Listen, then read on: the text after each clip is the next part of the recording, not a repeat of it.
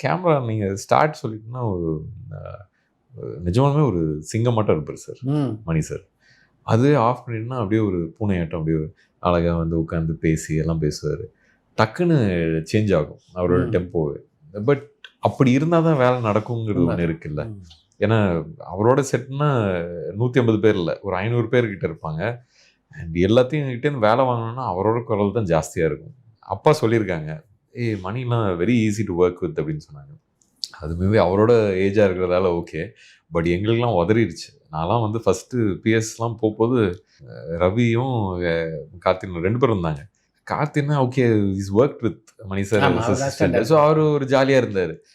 ரவி வந்து இப்படியே, "ஏய் ரவி என்ன இப்படி உதறுற?" அப்படின்னு. "இல்ல மச்சான் ரொம்ப பயமா இருக்கு." நான் சொன்னேன், "ஏதோ 1 மாசமா ஷூட் பண்ணிட்டு இருக்கீங்களே, இன்னுமா பயமா இருக்கு?" "இல்ல இது ரொம்ப பயம்." நான் சொன்னேன், "உன்ன பார்த்து எனக்கு பயம் வருதுடா. தயவு செஞ்சு நிறுத்து."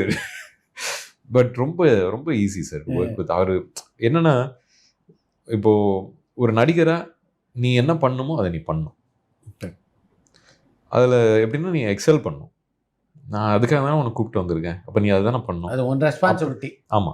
அப்படிப்பட்ட பெர்சன் சார். ஸோ எனக்கு புரிஞ்சிருச்சு. ஸோ நம்மளோட வேலைய பண்ணிட்டு இருக்கோம்.